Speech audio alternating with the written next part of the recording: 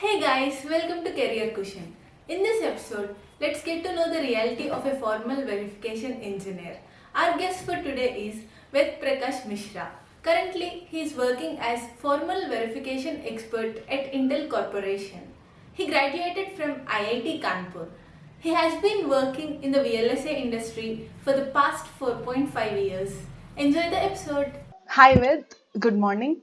When someone hears formal verification, the first question they'll get is what is formal verification and what does a formal verification expert do? So, can you tell us about it in a simple words? Yes. So explaining formal verification itself is it's a very big challenge. Let me try to put it in simple terms. So when someone says formal verification, then I'll say it's a technique to prove that the design uh, is working as per the specification. Mm-hmm. In a simple term. Mm-hmm. So usually, let me try to give an example over here. So. Uh, you must have worked on or created some sort of codes or design codes in your engineering colleges in your while doing your degree. So Yeah. once you have written that code, you need to prove that there are no bugs existing in a design, and you create some sort of test cases. Now it can so happen that your test case are not exhaustive, because a person can write 10, 100, 1,000 test cases, but what guarantees that those 1,000 test cases you have written is going to explore the entire design? So formal is just vice versa of that, because it is going to prove exhaustively, it is going to move from infinite. Hmm. It's not going to go from zero to infinite, because when you writing a test case, you're moving from zero, one to three. But formal is something, it's going to start from infinite test cases, and you need to constrain it to say whether it's legal or not. So so the best part which I find unique in this verification technique is that you do not need to create any kind of test stimulus. You just need to prove, need to study the specifications, you need to write certain kinds of properties to make sure the design is working as per the specification. Okay. So, whatever the verification engineer gives or writes, so you'll check whether the test he has written will actually verify the design or not. Is No, that no, no. So something? it's no, no, no. So actually, formal verification engineer itself is a verification engineer. We are Hmm. using a formal verification technique. So there are different types of techniques, like simulation is there, and semi-formal is there, formal verification is there. So since I'm formal verification, I'm using a formal technique in this case. So designers create their IPs, their SOCs. Okay. Hmm. So once they have written their designs, created that IP, we need to make sure that the flow of IP is correct as per the specification. Okay. So now when it comes to formal, like the earlier, the traditional verification technique involves writing test cases. In formal, you do not need to write test cases. You need to make sure that you write certain mathematical equations that make sure that the entire flow is covered in that, and the formal tool is going to run on that mathematical equation. And if that mathematical equation proves, that means that design is working properly. If that mathematical equation fails, that means design is not working properly. And the tool itself is going to create stimulus. You do not need to create any kind of stimulus. The tool itself, the formal tool itself, will create stimulus in order to prove that mathematical equation. So the job of a formal verification engineer is to come up with that mathematical equation. So that's why I was saying it's a mathematical technique to prove that the design is working as per the specification. So nothing is creating test stimulus, Okay. working on the mathematical equation. Hmm. So, how do you make sure like every part of the design is covered in verification by using this mathematical technique? Because if we write test benches, we know what all the parts of the design we are covering for testing. So, So here in this also you need to create test bench. Test bench will consist of your mathematical equations. You will write certain kind of system verilog assertions, system verilog properties, and in the form of mathematical equation. And as I mentioned earlier, the tool will itself. So here you do not need to provide any kind of seed. Okay, that here nothing such requirement of seed is there. Here the tool itself. So normally, as I explained, a person there's a limitation when it comes to human capacity in writing test cases or providing the seats. If you manually create any kind of seats, your seats may not be exhaustive enough. So let's say there are thousands of possibilities in your design. Okay, thousand of input space it can cater, but your seed may not be able to take 1,000. It might be able to take 999. You might yeah. miss one that. So now it's a tool. It will generate all 1,000 test cases by itself, or it may even generate 2,000 test cases. And you might need to tell the tool, stop. Those 1,000 test cases you are generating, they are not going to be legal in the nature. For example, let's say you have created a very simple calculator. Okay. Mm-hmm. Now the calculator can take values from 0 to 999.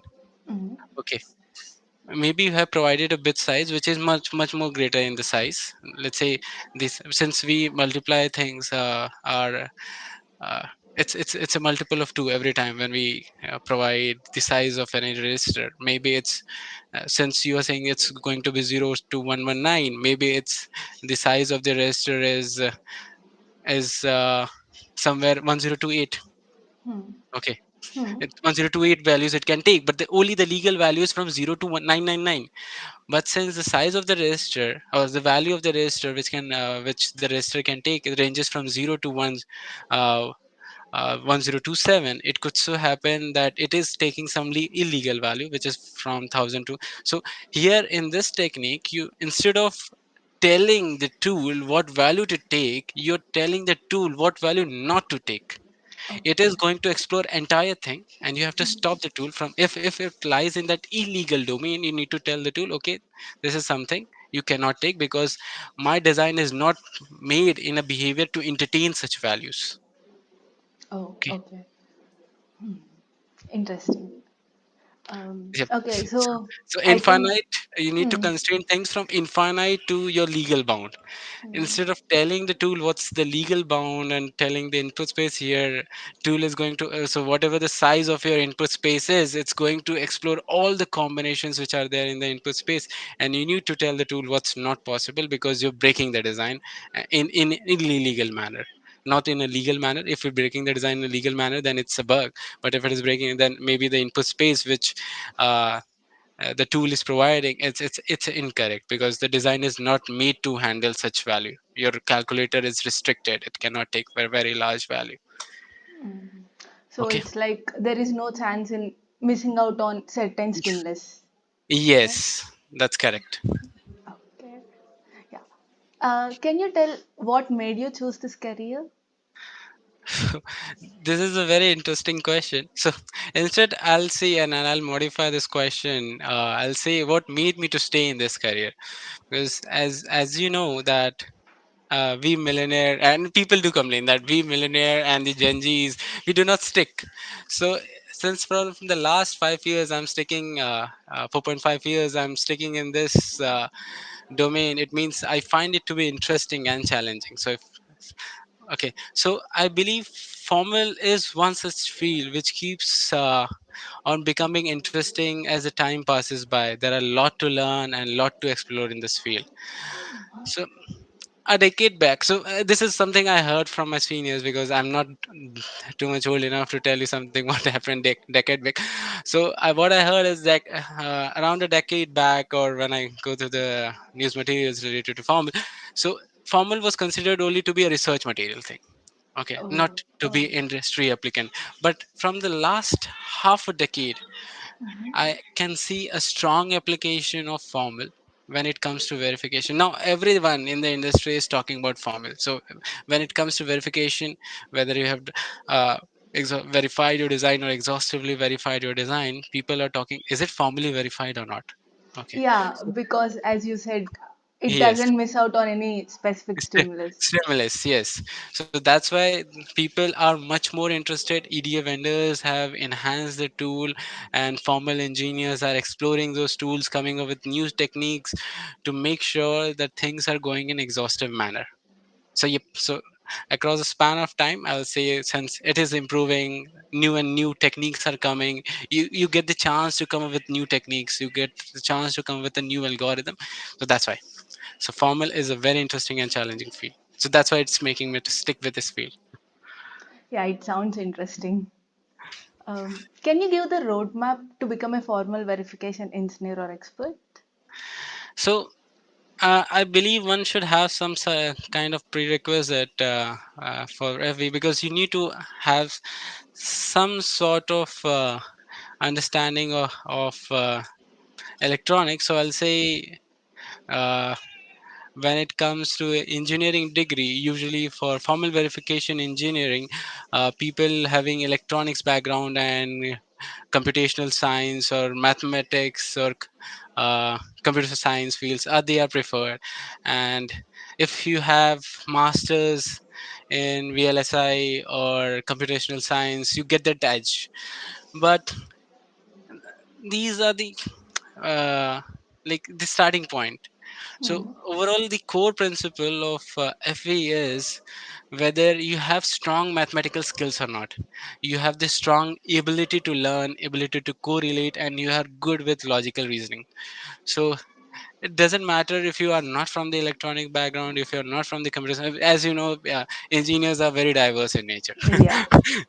So even in a BTech degrees, we kind of explore each and everything. So even if you're not from electronics background or computer science engineering, then even I'm not from electronic background. So it doesn't matter. So if you have a very strong mathematical skills, you have the ability, you can write some pseudocodes, you can come up with algorithm, you can see some kind of patterns in a problem, and you can come up with some kind of equation, you are good to go for formal. I'll say you are best fit for formal if you can find such kind of patterns in a design, understand design flow. Yep. Okay. So this made me come up with the question like, what are the skills you think are vital for a formal verification engineer? So usually, yep. For this, as told you, that mathematical skills is important, but one thing which I find to be crucial for any verification engineer, not only formal, but for any kind of verification engineer. So, the ability to understand the flow of the design, how quick you can understand the design, the flow of the design, the skeleton of the design, by not going into the micro details of the design, because there are tons of ways to write the same flow. So maybe the designer is writing in his particular style, in his or her particular style, and in a particular manner. That's the micro detail. But overall, at an as at an architectural level, or at a micro architectural level, what could be the flow of the design? If a verification engineer can understand that flow of the design, then it's verifying any IP. The burden of verifying any IP will be reduced significantly. It would be reduced by half, I'll say. So the very first challenging thing for any person in the verification domain, especially in the formal verification, because here you have to write mathematical equations, you need to understand the flow of the design through the spec without getting biased in any manner. And the second thing, which is also the past part and parcel of the first one, is your debugging skills. Because if you have written a mathematical skill and your property fails, okay, your equation fails, now the tool is going to throw you a waveform. Yeah. Now through the waveform, okay, you need to understand that what are the interactions which are causing this failure, what's the root cause behind those failures, how quick you are able to. So first, if you have the understanding of the flow, you will be quick in the debugging as well. So yep, so two things. So understanding the design flow, and the second one is the debugging skills, which I consider to be very much important. And don't forget with the mathematical equations thing. So what kind of tools do you use, and do you work with any language or like to So do? uh, for this one, so for us, so even in formal there are different styles of writing codes. So Mhm. So one is a formal property verification where you write properties, and here we use system verilog. People even write in Perl if they desire, and it gets converted into system verilog, because at the end of the day things are going to be in system verilog. Even some write codes in C, and then there are converters which can convert your codes from C to system verilog. And even in for domain of formal, there is a software formal, then there's formal property verification. I was talking in software formal, for example, you write it has mentioned C, and things are going things, and the RTL is in system verilog, and things are going to compare C versus system verilog. so so there are tons to explore over there, as I mentioned. So but here, so any core crux, if language if I have to talk about, is system verilog. So if a person is good in system verilog, uh, his or her first barrier is gone. Okay. Okay. Hmm. Uh, can you give few interview tips and how to apply for this role for someone who want to come into this domain? So for this, I'll say, when it comes to interview, there's not just one parameter on which a person will be judged for the True. role of formal verification. Okay. So if you're from the electronic background, your knowledge in digital will be tested, since you're coming from that background. So Hmm. you need to justify that your digital electronics, your knowledge related to digital electronics is strong. And if you're not coming from the digital background, then your mathematical skills will be tested, your props and stats, your logical reasoning, your aptitude will be tested. You will be thrown with a problem, and you will be asked to find pattern in that problem, come up with some kind of pseudo algorithm. So so uh, so just for like any interview, if you're good with uh, your computational skills are good, you are quick in finding the pattern, so just sharpen yourself with the logical reasoning side.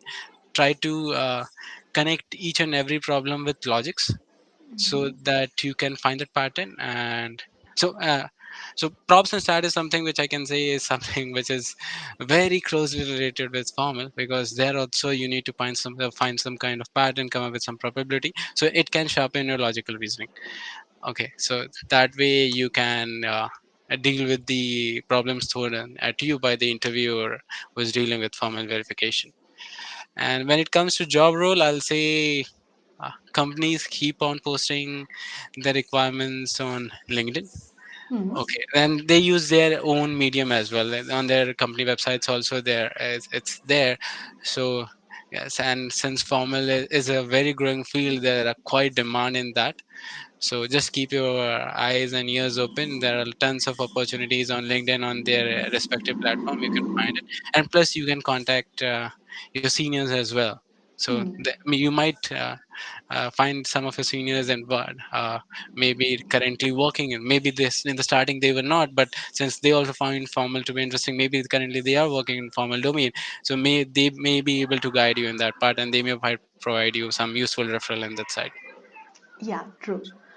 So background in EC and system knowledge about system Verilog will be an added Yes. benefit, right? Yes, would be the added benefits. Yep. Okay, sure. This is so insightful. And I wonder how much on an average does a person in this role earns?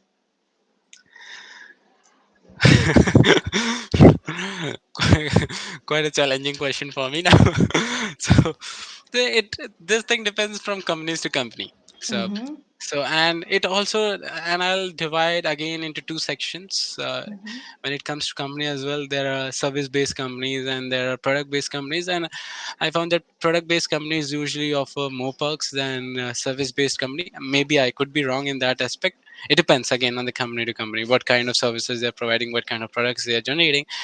But I believe if in the start, if I consider the top companies of semiconductor uh, industry, then I believe the starting perks will start from somewhere around 15 lakh per annum.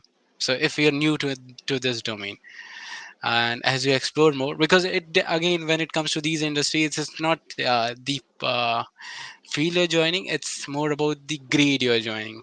Okay, Okay. so where you're joining it. So usually whichever field they are whichever field you're joining, these uh,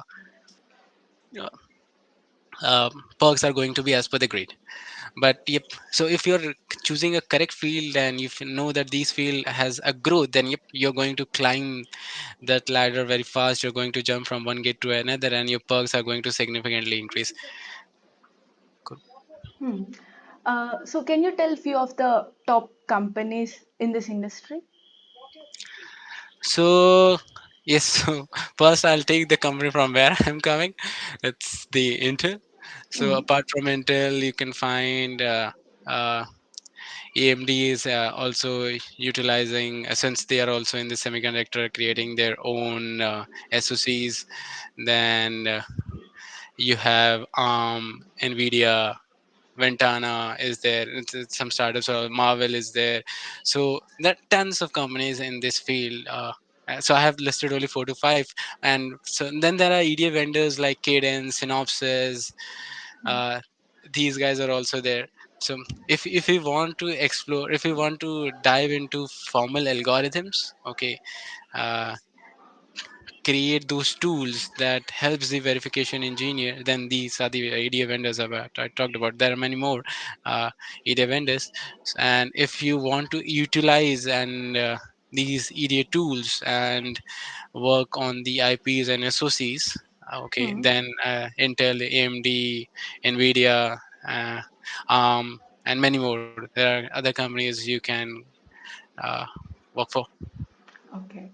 Uh, so all this sounding so good, interesting, and so I wonder how do you manage your work-life balance? So this is I'll say it's so first thing is there's one key ingredient which I cherish. Mm-hmm. So in order to have a proper work life balance, you should be a part of a good team, I'll say. Okay, and at the same time you should have a good manager. So and if you have these two things, your 50% things are sorted. Okay. So if you're in good team and you have a good manager, and now the second thing I'll say is your discipline. So despite having a good team and good manager who are making sure that things are getting allocated to you properly and things are getting handled, if you're not disciplined enough, then still your work life balance is going to get affected. So do work at the time of work, and at the time of leisure enjoy yourself. Okay, so usually what people do is they instead of work, so they expand their work zone from, instead of being 7 to 8 hours, to directly to 12 to 13 hours. So it's a somewhat then work becomes a life itself, and one should remember that work is just part of life. So at the time of work, work, and at the time of leisure, do not entertain anything, just entertain yourself. That's the only thing which I follow, and that keeps my, I think, I believe that my work life is in balance. But let's see. Yeah, that's a great suggestion. Coming forward, so you are not from electronics background, right? Yep. So, how have you prepared yourself with the skills required for this role? What are the Yeah. resources you have used and So, so in the start, so as I said that uh, people from non-electronics background do not need to be disheartened, because the core principle is your mathematical skills. hmm, So you need to be good with logical reasoning.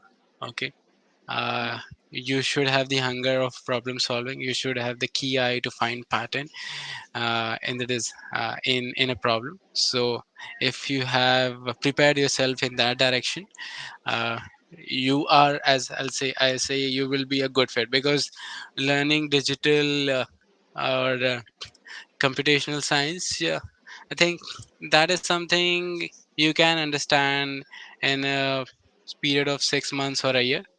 Okay, but if you do not have that hunger to find pattern in a problem, to hmm, solve that problem, you if you feel that you're not confident with your mathematical skills, then formal is going to be very challenging down the line. So if your core is good, then rest of the things you can study for yourself.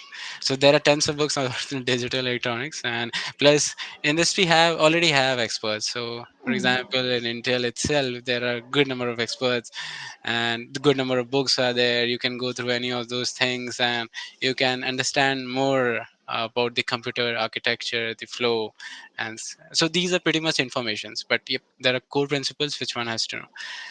And when it comes to formal, I could suggest some of the books, uh, and which the budding engineers can go through to prepare themselves and to learn about formal itself. So there's one book which is Formal Verification and Essential Toolkit, uh, which for modern VLSI design, I think. So, formal verification in essential toolkit for modern VLSI design. It is co-authored by Eric Seligman and Achyuta Kiran Kumar. So that is something and an interesting work in the start if someone wants to learn more about formal verification and how things work over there. So, yep, if you have something to begin with in the start itself, if you know something, yep, yes, in the interview, that's going to be very much beneficial. So, if I recall my interview experience, that was the same case, where since I was not from the electronics background and I was able to clear the exam, written exam, which was taken, and it was much more, much based on the mathematics itself. Okay. So, but yep, but since for the interview round, since I got to know that this is a field which caters to verification or to be specific to electronics, so I revised my digital skills, so basic skills whatever I learned in my first year of engineering, because in first of year of engineering the domain is common for all the fields of engineering. You Yes. get to know, you get to get the taste of, so just I revised those pretty basic concepts, and it proved to be beneficial for me. So same thing could be happening over here. So if you have so whatever basic information, whatever crude information you have, it's better to have some information rather than not having any kind of information. And believe me, from half a decade journey now, things have improved. Now books are also available in this field. Otherwise, years down the line, if I look back, things were not there that much, and people were still exploring. People, experts were there, they were coming up with the books, they were writing such books, but now they are, and you can explore and take advantage of that. Okay. So I believe since you joined, the change in the career or this domain you found is like awareness has been increased. Yes, or I'll say from the research to now it's industry. So anything in the start, it's the breakthrough happens is, even in the case of semiconductor itself, earlier it was like maybe something this may not be the new technology, but people proved it wrong in the a decade or two, and now we can see semiconductor everywhere. Okay, Yes, so yes. same was the case for formula. I'll say if I look a decade back or something like that, uh, it was not considered to be fit for industry, but now everyone in the industry is kind of using it, and everyone wants to know formal and wants to apply it on their respective IPs and SOCs to make sure that no bugs are lurking in the design. Yeah. So one last question I have for you. So Sure. what advice do you give for someone who is interested in coming to this domain, and any suggestions for the fellow buddies? I'll say FB is a very, very interesting field. So, and if you don't, then don't go my words. You can directly research about it and what industry is talking about, and you can go through the book just I suggested related to formal. Yeah. Go through it, and you will find that, and just think about it and go through that book and go to whatever material you research about it, and you yourself visualize yourself, if you're there in this field, what would be your career growth. So I find it to be interesting on my side. uh, Now it's since this journey is going to be long, and the sooner you join, I'll say, in this field, the more will be for you to explore, and you will be the one who will be contributing to this field. So, so and do prepare. So Yeah. since formal is also challenging, yep, so do prepare yourself, and sharpen your mathematical skills, uh, and all the best. Yeah. Okay. So, on a daily basis, how many people do you deal with? So it depends on project to project. So it could so happen that you could be working on a project at a time, or you could be working more on more than one project at a time. And also the size of the project. If the project is huge, then you could be dealing with around 9 to 10 people in a day. So it's Mm-hmm. something which depends on the grade you're setting again. So if you are very uh, new, or I'll say in the beginning of your career, then you might be dealing with only two people. One would be your project lead, and the other would be your project manager. Okay, Mm. so those two guys, because those two guys will be able to help you, guide you. Yeah. But down the line, as you progress, you become a senior engineer, then you might need to help your juniors as well. You might need to guide you the same way your seniors guided you. True. Because now you are the torchbearer. If you become a lead, then you need to maintain the entire team. Then you might need to, and then your team size could be of 5 to 10 people. And if you become a manager, then yep, you need to manage some 3 to 4 projects. Yeah. So yep, so accordingly things are going to become interesting, and the interactions are going to improve, and the quality of interactions are also going to improve, because your vision will improve.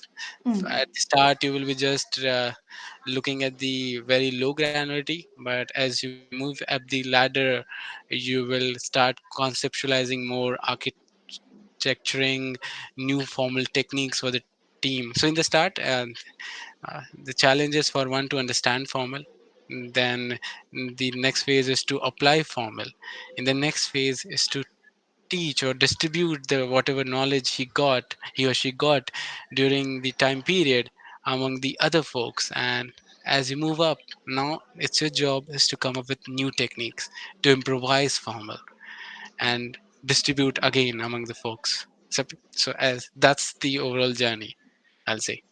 Okay. Uh, I think you have covered pretty much about everything about formal verification engineering. I think the viewers will understand what this domain is and what it's like to be a formal verification engineer. Thank you so much. Sure, thanks for having me here. Thank you. Yeah, thank you. Bye bye.